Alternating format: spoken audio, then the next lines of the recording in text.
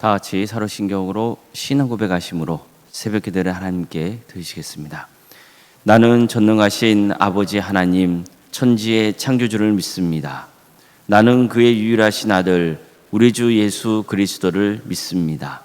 그는 성령으로 잉태되어 동정녀 마리아에게서 나시고 본디오 빌라도에게 고난을 받아 십자가에 못 박혀 죽으시고 장사된 지 사흘 만에 죽은 자 가운데서 다시 살아나셨으며 하늘에 오르시어 전능하신 아버지 하나님 우편에 앉아 계시다가 거기로부터 살아있는 자와 죽은 자를 심판하러 오십니다.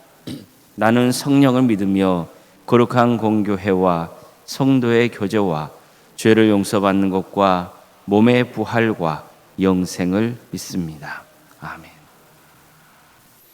찬송가 400장 찬양하시겠습니다. 찬송가 400장입니다.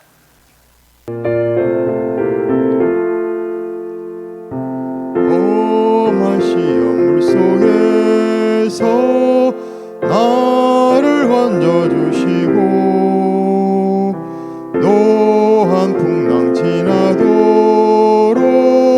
나를 숨겨주소서. 주여 나를 도우시사 고이 품어주시고 험한 풍파 지나도록 나를 숨겨주소서. 권세 능력 무한하사 모든 시험 이기고 풍랑까지 다스리는 주님 앞에 비오니 주여 나를 도우시사 고이 품어주시고 험한 풍파 지나도록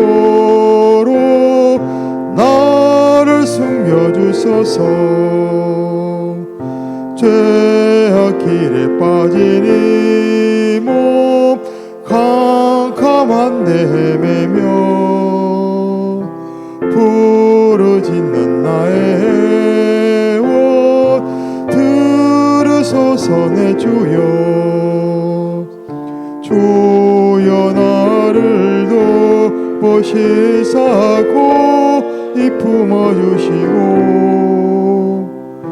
험한 풍파 지나도록 나를 숨겨주소서.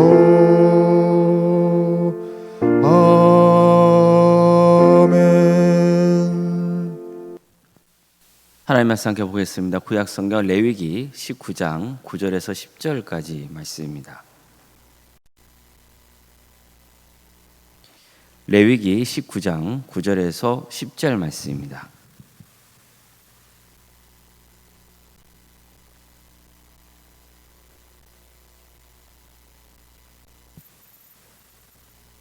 레위기 19장 9절에서 10절까지 말씀을 교독하시겠습니다. 너희가 너희의 땅에서 곡식을 거둘 때 너는 밭 모퉁이까지 다 거두지 말고 내 떨어진 이삭도 줍지 말며 내 포도원의 열매를 다 따지 말며 내 포도원에 떨어진 열매도 줍지 말고 가난한 사람과 그리움인을 위하여 버려두라. 나는 너희의 하나님 여호와이니라. 아멘. 오늘도 새벽기를 드리며 하나님의 은혜를 간구하는 모든 성도님들의 삶의 자리마다 또 하나님께서 친히 세우시고 다스리시는 동암교회 위에 하나님의 은혜와 평강이 충만하기를 주님의 이름으로 축원합니다. 레위기에서 하나님이 가져주신 제사법을 보면요, 그 속에 하나님이 어떤 점을 늘 고려하시는지를 알 수 있습니다.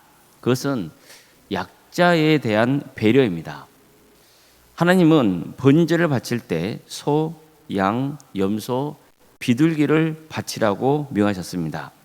그 어떤 것을 바치건 간에 하나님께 향기로운 냄새가 된다고 하셨습니다. 즉 소를 바칠 형편이 되는 사람은 소를 바치고 그럴 형편이 안 되면 양이나 염소를 바치면 된다고 하셨습니다. 그것도 어렵다면 비둘기를 바쳐도 됩니다. 만약 비둘기를 바칠 정도의 형편도 안 되는 급빈층이라면 적은 양의 곡류를 바쳐도 된다고 하셨습니다. 그러니까 재물의 종류를 가지고 특별히 하나님이 기쁘게 바르셨다고 하지 않습니다.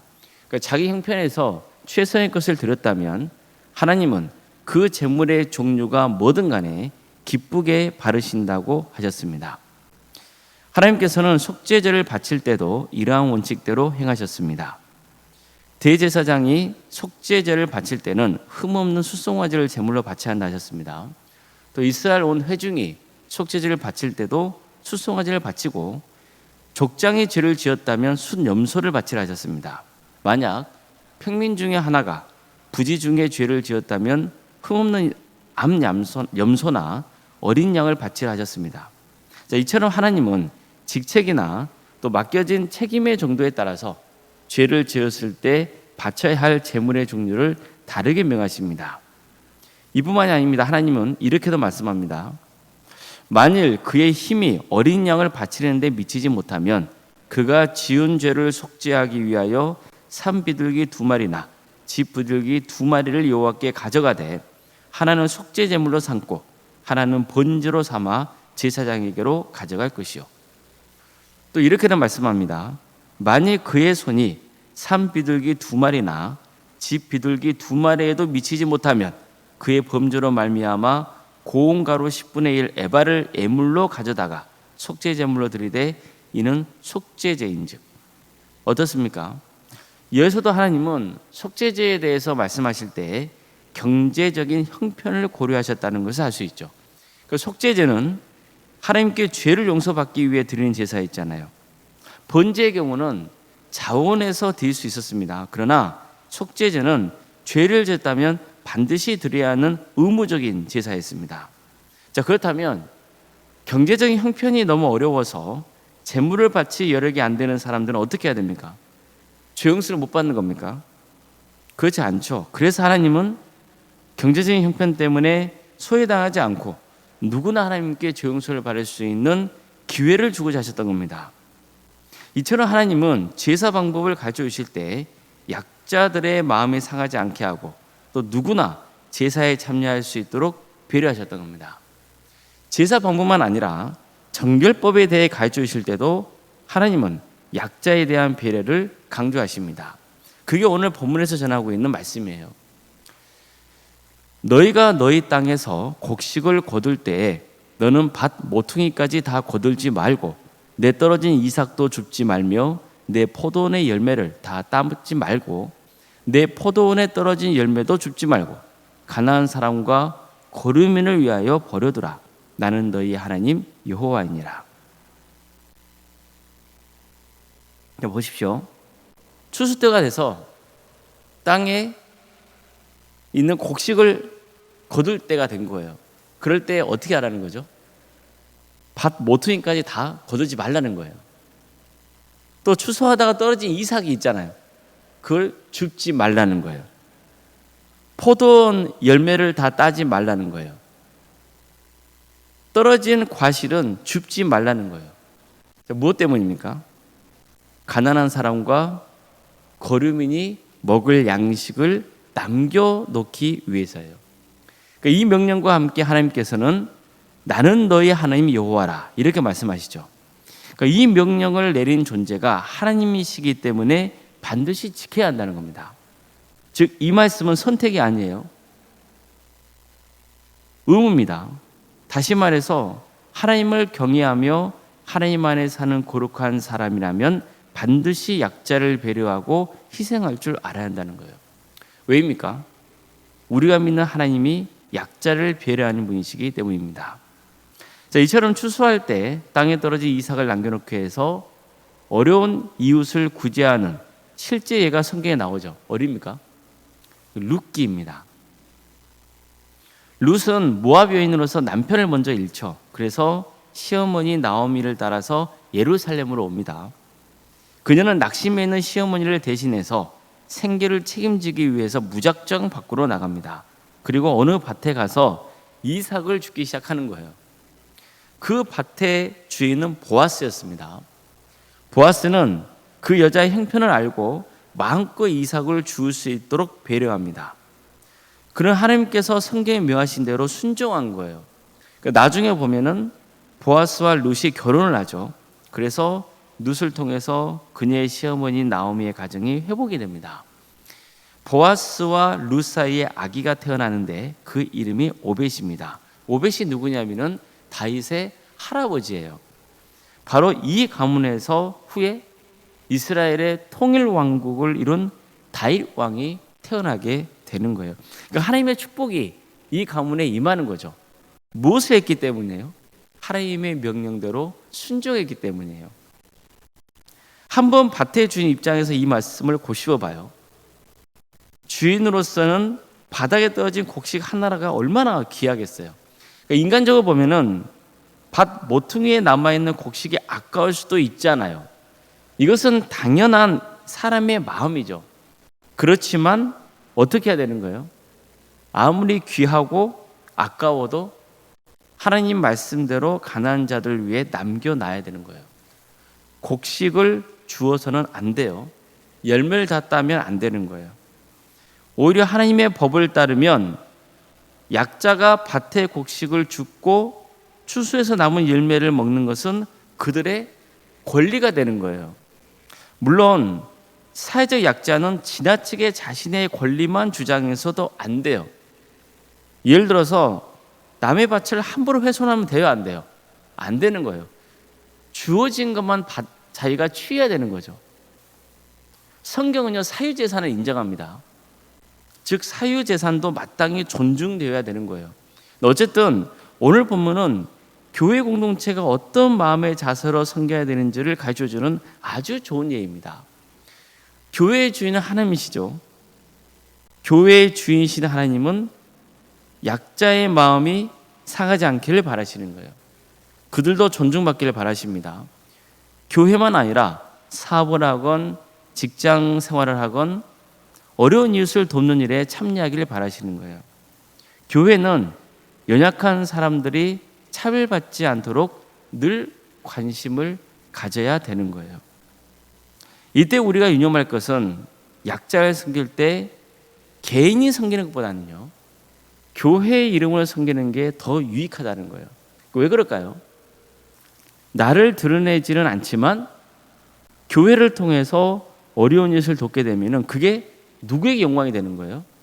하나님께 영광이 되기 때문이에요. 그래서 성도님 중에 이런 분들도 계시거든요. 개인이 섬기시는 거예요. 그게 나쁜 건 아니에요. 개인이 섬기신 것도 좋아요. 그렇지만 더 하나님께 영광이 되게 하려면은 교회 이름을 하는 게 좋아요. 그랬을 때 하나님의 영광이 더 드러나고 또 하나님의 영광 위에서 섬기다 보면은 하나님께서 더 많은 축복을 부어주십니다. 그래서 중요한 것은 나의 영광이 아니라 누구의 영광인 거예요? 하나님의 영광이 드러나도록 하는 것이 아주 중요하다는 거예요. 자, 아무쪼록 우리 도암교회와 또 성도님들이 이런 하나님의 마음을 품고 약자를 배려하며 섬길 수 있기를 바랍니다. 물론 섬긴다는 것이 물질적으로만 섬기는 것이 다가 아니에요. 우리는 마음으로 섬겨야 되는 거예요. 그래서 약자를 항상 존중해줘야 돼요. 그런 마음이 늘 우리 가운데 있어야 되는 겁니다. 그래서 정말 하나님의 마음을 품고 이웃을 섬기면서 또 하나님의 축복을 또 받는 복된 삶을 살아가시기를 주님의 이름으로 축복합니다. 기도하시겠습니다. 사랑하는 하나님 감사드립니다. 오늘도 우리에게 귀한 하루를 해주시고 또 하나님의 은혜 속에 살아갈 수 있도록 인도해 주셔서 감사드립니다. 우리가 말씀을 통해서 하나님의 마음을 배우게 하심에 감사드리고 또 그 마음을 우리가 받아서 또 세상에 선한 영향을 끼칠 수 있도록 인도하심도 감사드립니다. 사랑의 주님, 주께서 우리에게 은혜를 베풀어 주셨으니 그 받은 은혜를 또 세상에 흘려보낼 수 있는 사람이 될 수 있도록 도와주시옵소서. 하나님께서 친히 세우신 우리 동암교회가 정말 하나님께 영광 돌리는 복된 교회가 될 수 있도록 인도하여 주시옵소서. 복음으로 하나 되게 하여 주시고 또 사랑으로 하나 되게 하여 주시고 또 세상을 섬기는 일에 귀하게 쓰임받는 복된 교회가 될 수 있도록 인도하여 주시옵소서. 우리 성도들의 가정을 주께서 지켜주시고 선한 길로 인도하여 주시옵소서. 유수인 질병 가운데 고통당하고 있는 성도들이 있습니다. 주님, 그들을 긍휼해 주시옵소서. 치유하시고 회복시켜 주시기를 소망합니다. 그러나 끝까지 또 구원의 은혜를 놓치지 않고 주님을 의지할 수 있는 믿음을 주시옵소서. 또 마음의 어려움 때문에 또 시험에 들어서 힘들어하고 있는 성도들이 있다면 그 영혼을 긍휼해 주시옵소서. 그들의 삶을 회복시켜 주시기를 소망합니다. 그 밖에도 가정의 여러 어려운 문제를 놓고 하나님께 은혜를 간구하는 성도들이 있습니다. 주님, 그들의 기도를 들어주십시오. 그래서 가장 좋은 길로 인도하여 주시기를 바랍니다. 도와주시옵소서. 학업으로, 직장으로, 또 군복무로, 또 여름병 가운데 해외에 나가 있는 우리 성도들이 있습니다. 그들이 어디에 머물러 있건 하나님의 영광을 위해서 살아갈 수 있도록 도와주시고 또 안전을 지켜주시며 하나님께서 끝까지 그 인생들을 책임져 주시옵소서. 자녀의 잉태를 바라고 출산을 앞둔 또 가정이 있사오니 주님께서 은혜 중에 출산을 잘 마칠 수 있도록 인도하여 주시옵소서. 우리에게 주어진 자녀손들이 있습니다. 그들의 신앙이 잘 자랄 수 있도록 도와주시옵소서. 그래서 하나님께 영광 돌리는 삶, 세상에 선한 영향을 끼치는 복된 인생들이 다 될 수 있도록 주께서 함께하여 주시옵소서. 그들에게 주어진 은사와 달란트, 그것을 통하여서 하나님께 영광 돌리는 길을 갈 수 있도록 인도하여 주시되 어떤 경우에도 하나님을 붙들고 끝까지 주님의 선하심을 기대하는 복된 자녀손들이 다 될 수 있도록 주여 함께하여 주시옵소서. 취업과 또 결혼을 위해서 또 수능을 앞둔 자녀들이 있습니다. 주님, 늘 하나님의 뜻을 구하게 하여 주시고 나의 고집이 아니라 하나님의 영광을 위해서 그 평생의 삶 가운데 주님께서 늘 동의하신다는 그 믿음을 붙들며 나아가게 하여 주시옵소서.